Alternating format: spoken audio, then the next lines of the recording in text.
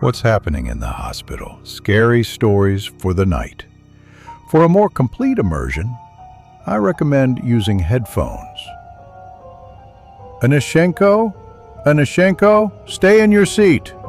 No, you can't cut the line. I said no. Everyone has to wait. You're not the only smart one here. That's it. I said we sit and wait. The door slammed shut with a bang. Right in front of the fat man with sad eyes and a nervous twitch. He muttered something, spun around in place, and sat down next to me, continuing to twitch. Just my luck to be with him, I thought. God, I was so sick of all of this. I was sitting in line for a therapist at the Central Timonogorsk Polyclinic. Like in any other dingy hospital, patients here were treated with the utmost care.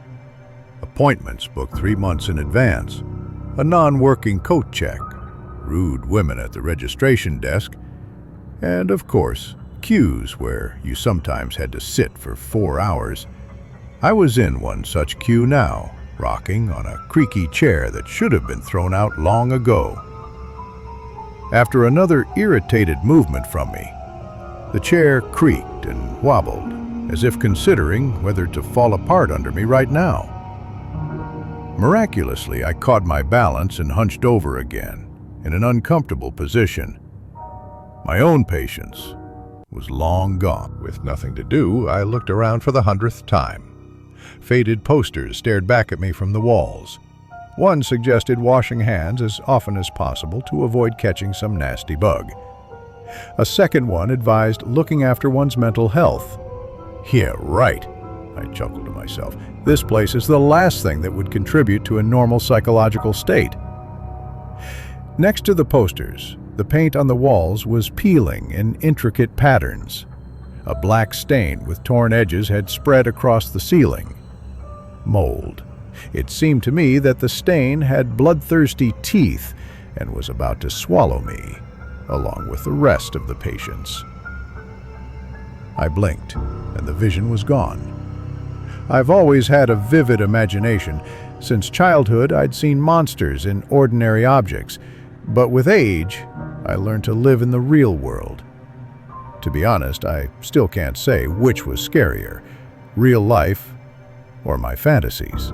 The roof in the long, dilapidated hospital building was leaking, no matter how they tried to patch it. Water dripped from the ceiling right into a metal bucket with a crooked inscription in blood-red paint. I'll kill. The sound of the drops echoed throughout the corridor. I immediately remembered stories about torture, where water was slowly dripped onto a person's head until they went mad. I also felt like I was about to go mad in this endless queue. I had come to the doctor with a rather serious problem, my heart. Lately, it had been pounding like crazy. I felt a tightness, a pain in my chest that spread to half of my body. It was terrifying, so a visit to the doctor was necessary. I would never have subjected myself to the voluntary torture of this corridor, the endless line and the constant bickering of everyone around for a simple cold. There was something else, too. I constantly felt like something bad was about to happen. I often heard hurried footsteps behind me while walking down the street and would speed up. At home, there were constant rustles and knocks from places they couldn't possibly be coming from. I had something like panic attacks, and it seemed that was what caused my heart problems. But I wasn't going to tell the doctor about that. The last thing I needed was to be sent to a psychiatrist. No thanks. I'm not crazy. But everyone else sitting around me, they could really use a visit to a shrink. I bleakly surveyed our little group. About 20 people had gathered in the corridor. They all looked repulsive to varying degrees. Opposite me sat a little man in worn-out sneakers and glasses, without lenses. He was reading a book, for some reason, upside down. To his left, a young guy was hunched over. It was especially awkward to look at him because the guy was crying. Is he dying or something? I thought. Suddenly, instead of tears, a trickle of blood flowed from the boy's left eye. I stared in horror. This must be really serious. I had never seen anything like it. The boy wiped the blood with his hand like a normal tear and hunched over even more, a red streak left on his cheek. To the left of the boy sat a man who was screaming non-stop. "I will complain! This is an outrage! What right do you have? I'll find a way to deal with all of you. I'll go where I need to. I'll kill you all! Kill you! Slowly! I'll rip out your nails, gouge out your eyes, cut you open, pull out your intestines, chop them into little pieces and eat them! Eat them! Eat them!" Shivers ran down my spine. For the last 2 hours, I hadn't paid much attention to the man's screams. All the sounds had merged into one cacophony. But now, even I was scared. Maybe we should let him go first. The dude seems really on edge, I thought to myself. I didn't say anything out loud as I didn't want to get involved in arguments. I just shifted in my chair for the 100th time, trying to find a more comfortable position. To my right sat an ancient old man with an overgrown beard, like some kind of house spirit or wood goblin. He was clipping his nails, periodically biting off hangnails and spitting them out. There was nowhere else to sit, and I wasn't going to wait for my turn standing. Out of the corner of my eye, I noticed some movement below. My chest immediately started pounding and my throat went dry. Instead of the old man's nail clippings, under my feet were crawling maggots, slimy, white, disgusting. My stomach did a flip and bile rose in my throat. I jumped up and stared at the old man. Click. Another fat maggot fell to the floor. Click. And again. The old man was clipping his nails like a madman, and maggots were teeming at my feet, writhing and crawling on my shoes. Click. Click. Each fallen maggot made a disgusting sound. I leapt up, and one of the maggots plopped right onto my shoe and then started crawling up my leg. "What are you doing?" I yelled, kicking it off. The old man looked me straight in the eye with a smirk and said nothing. Click. Click. Click. I started to choke with revulsion. "Anashenko, come in!" The fat man who had been sitting next to me suddenly shot up from his seat and darted in the opposite direction of the office. "Anashenko!" The fat man flinched, dropped his shoulders, and trudged back defeatedly. "Nothing ever goes right with you," the doctor admonished him and slammed the door behind the poor man's sorrowful back. I turned back to the old man. The maggots were gone. There were only nail clippings lying in a neat little pile on the floor at his feet. I just imagined it, I thought with relief. It must have just been my imagination. I should wash my face. The heat must be getting to me. The restroom was at the opposite end of the corridor. A rat scurried past. I winced. That definitely wasn't a vision. Rats in the hospital. Again. At every turn. It stopped in the middle of the corridor and stared at me with its beady black eyes, then squeaked and scurried into a crack as if frightened by something. I reached the restroom and found it was locked. I'd have to go to the second floor. I trudged upstairs, hoping I wouldn't miss my turn. Once I got up, I saw that the restroom here was in the adjacent wing. Damn it, I cursed to myself. I walked down the empty corridor. Wasn't a soul around. Just locked offices and lonely, crooked chairs. The place looked even creepier without people. The sound of my footsteps echoed through the corridor. I walked and walked until I saw an open door. I peeked inside and cried out in horror. In the center of the room was a metal gurney, and on it lay a man, suffocating. He was wheezing, coughing up blood. I rushed over. "Why is no one here? Why is he lying here alone?" "Help!" I yelled. "Someone help! This man is sick!" The man drew a breath with a terrible wheeze, then convulsed and froze. I leaned over and looked closely at him. He wasn't breathing. In front of me lay an empty shell, a corpse. His skin was white, and a suffocating smell hung in the air. A smell of death.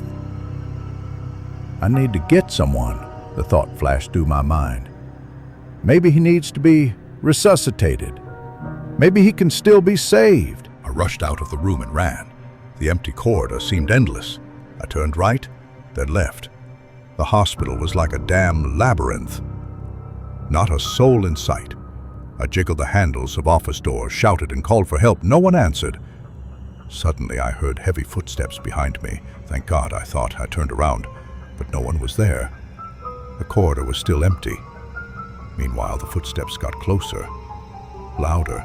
A cold sweat broke out on me. I started running again, this time out of pure animal terror that gripped my entire being. I ran without looking where I was going. The identical doors of the hospital rooms blurred into a single white stripe. The chairs reached out to me, grabbing at my legs, trying to stop me. With horror, I noticed that they weren't chairs, but human hands growing right out of the walls, trying to grab me with their slimy, dead fingers. I screamed and tried my best to escape the approaching horror. The hands grabbed my clothes, tearing at them, scratching my face and shoulders, pulling my hair, trying to get into my nose and mouth, to get inside me. I fought them off, but every touch brought a wave of fear. The fingers that touched me were covered in slime and liver spots. I ran, and the footsteps continued to thud right behind me. I could hear the foul, heavy breathing of my pursuer, but when I looked back again, I saw no one, and ran even faster. Just then, I stumbled and fell onto the cold floor, which now resembled a viscous black sludge. The footsteps behind me were very close. I struggled to lift my head to see my pursuer, but instead of a person, a huge shadow appeared, slowly looming over me. The shadow had no clear form. Its outline resembled something sinister, as if assembled from pieces of fear and pain of everyone who had ever been in this hospital. The shadow didn't say a word, but I felt its weight descend on my chest, making my heart beat faster. "This is the end," flashed through my mind. I closed my eyes, awaiting the inevitable. But instead of suffocating, I heard, "Petrov!" A stern voice boomed right above my ear. I stared in surprise at a big guy in a white coat. A doctor, a completely ordinary doctor. The corridor was normal again. No hands, just the crooked chairs, the same peeling paint. I was lying on the floor. It felt like an eternity had passed. "What are you doing wandering around here and yelling? You're supposed to be downstairs with everyone else." "The restroom," I muttered. What happened here?" My voice trembled. My hands were shaking. I couldn't pull myself together and get off the floor. The big guy grabbed me under the arms and stood me up like a doll. "Nothing happened. Everything's fine. Let's go, you'll miss your turn." "But the man, he was suffocating. He died. I saw him. Dead. Where? In room 10? Oh, that's just Genka, sleeping off his shift. Had a little too much to drink, so he's sleeping. It's a tough job, you know? I looked at the doctor. Everything that was happening seemed surreal. He took my elbow and led me downstairs back to the doctor's office. And the hands from the walls. I saw them. The doctor stopped and looked at me intently. That kind of thing happens here. Just don't tell anyone. No need to scare people. What do you mean? My breath caught. You've seen it too? Not me. Only the chosen ones see things like that here, the doctor smirked. The special ones, you know. But I didn't understand. What kind of hospital was this? Where'd I ended up? It finally dawned on me that this wasn't a district clinic where people came with colds and other ailments. I had ended up in a much more terrifying place. Well, here we are. Sit down and wait, the doctor ordered cheerfully. Petrov, don't you move a single step from here, got it? I nodded numbly and looked up at the familiar corridor, expecting to see the faces of the patients I had been watching for the last 3 hours. But what I saw was a completely different picture. The little man looked as if his body was rotting from the inside. His mouth was stretched into a crazed grin, his teeth more like shards of broken glass, and the skin on his face was like gray mold. He was flipping through his upside-down book, his long, twisted fingers tearing out the pages. Small, skinny rats crawled out from between the pages. They fell, squeaking, and scattered across the corridor in a living wave. I froze, feeling my hair stand on end. A little further sat the same guy who had been crying. Now his face was contorted, his skin stretched so tight that it seemed his eyes were about to pop out. He was no longer crying, but sobbing, and from his eyes now flowed not tears, but a thick, black liquid that covered his face, clothes, and hands. The guy's hands frantically clutched his stomach, as if he were trying to hold something inside. I saw something moving under his skin. It moved like a giant parasite, threatening to burst out. The guy was quietly muttering something incomprehensible, a wheeze coming through teeth that now looked like rotten splinters. The man who had been screaming earlier was now standing in a corner, laughing. But his laughter was more like the roar of a wild beast. His hands were bloody, his nails digging into his own flesh. Blood dripped from his fingertips as he said, "You will all die, slowly." He glanced at me and nodded, as if inviting me to join. Then he took a step toward me. His body seemed to grow larger. Black shadows crawled out from his back, reaching for me. I watched in horror as his fingers turned into curved blades, ready to sink into my skin. I jerked sideways, nearly fell onto the old man with the nails. He looked at me with a smirk, opened his mouth, and dirty clumps of flesh began to fall out, writhing into black beetles that crawled over my legs, my stomach, my back. Frantically jumping and trying to shake the beetles off, I saw something that made me freeze. To the right, where the old man had been sitting, now stood a man.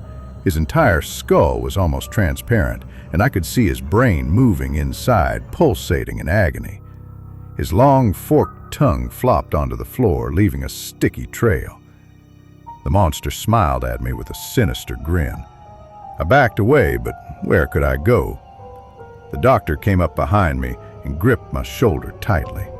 I tried to push him away, to move him even a little and escape, but he didn't even budge. "Look, he said curtly and pointed somewhere. I turned and saw a woman. Her head was thrown back, her eyes closed. Suddenly, she snapped them open, and I flinched. The eyes were empty, white, without pupils. Her mouth began to open wider and wider, unnaturally, as if her jaw was about to come off its hinges. A hoarse rattle came from her mouth. I couldn't understand the words, but they cut my hearing like a sharp knife.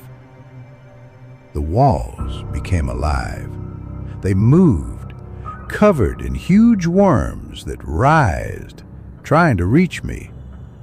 It was impossible to breathe. The air was thick as blood. I turned around, but the shadow stood before me again, tall, formless. It breathed hot air in my face, and I could only hear one thing. "You're next." The same thing the woman with no pupils was whispering. "You're next." "No, I don't want to. I don't want to." "Petrov, you're next. Come on, no more I don't want to. You guys are driving me crazy today. What's gotten into all of you? Get in here, quickly." I blinked.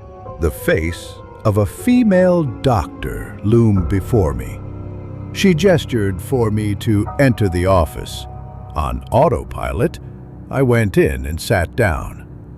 The door slammed loudly behind me. "Have a seat," she said calmly, pointing to a chair opposite her desk. I sat down slowly, feeling cold sweat trickling down my back.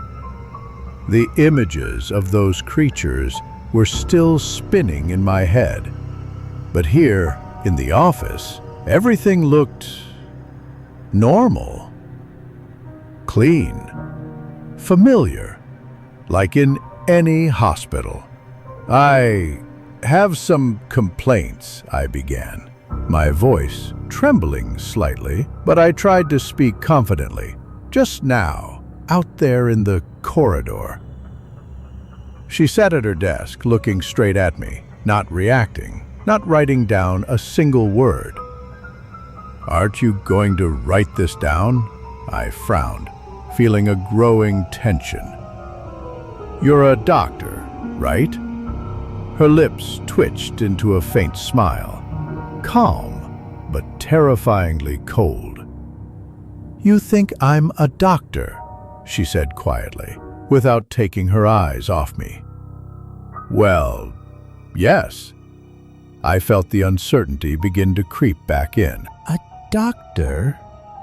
Her smile widened slightly, but it only made her look stranger. "It's just that before you used to call me other things. A monster, a shadow, someone who was supposedly bothering you. And now suddenly, I'm a doctor again. Do you think that's progress?" I froze. My throat went dry. "Progress?" I repeated, not understanding what she was getting at. "You said you were getting better." Her eyes now seemed even colder, like two pieces of ice. "Getting better? Are you sure?" I don't understand what you're talking about."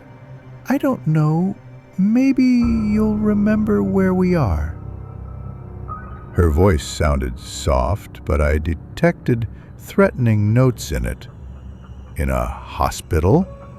I said automatically, hoping it was the right answer. "Correct." She nodded, and something dangerous flashed in her eyes. "And what kind of hospital?" My heart clenched. My memory, no matter how hard I tried, refused to give an answer. But suddenly, an image surfaced, and a cold, horrifying reality crashed down on me. "In a psych ward," I whispered, barely believing my own words. Her smile stretched even wider, revealing her teeth, I felt the ground give way beneath my feet. A psychiatric clinic. And for how long? My head was spinning, but I tried to concentrate. How long? I asked hoarsely, feeling the panic return. Many years, she answered calmly, as if talking about the weather. You often relapse into the same state, hallucinations, fears. It's all part of your disorder. It wasn't real? My voice broke into a whisper. No. She leaned closer, her eyes staring straight into mine. Everything you saw lives only in your head. I tried to process it, all those people, those creatures, just a figment of my imagination. All this time, I had been in some kind of nightmare. And now, will you let me go? I asked, feeling a faint spark of hope. I'm better now, right? Her smile stretched a little, her eyes were fixed. She leaned back in her chair. I noticed her fingers slowly drumming on the table. The room suddenly seemed to get darker. Let you go? She repeated, her voice echoing. It had changed, becoming lower, rougher. You will never need this place. I jumped up, trying to step back, but my legs felt rooted to the floor. The room suddenly began to shrink. The walls crawled closer, as if alive. She slowly rose from behind the desk, her face, distorted and unnatural, stretched toward me like a rubber mask, revealing deathly pale teeth. Black, empty eye sockets devoured me. No! I forced out, but my voice sounded too quiet, too pathetic. The walls closed in, pressing on my chest. It became harder to breathe with every second. Cold sweat ran down my back. The room was twisting, trying to swallow me. You will stay here forever. Now you are one of us. Her voice echoed from everywhere. It sounded like the crunch of bones. I covered my ears, trying not to hear those trembling sounds. You will never leave us. Never. The skin on her face darkened and began to crack like old paint. Her lips stretched into a terrifying grin. Her eyes became empty, as if all life had drained out of them. Her hands began to elongate, her fingers stretching and turning into sharp claws that slowly reached for me. The cracks on her body revealed blackening muscles. She was getting closer, stretching her sinister mouth as if she wanted to devour me whole. Never. The voice sounded as if from a great depth, shattering my consciousness. And in that moment, her whole face, her voice, everything turned into one big shadow. The room collapsed. Darkness filled every crack in my mind. I screamed, but couldn't take a breath in or out, only watched as the gruesome shadow consumed everything around me. Never, never. If you like the story, you can support the channel with a like and a subscription. See you next time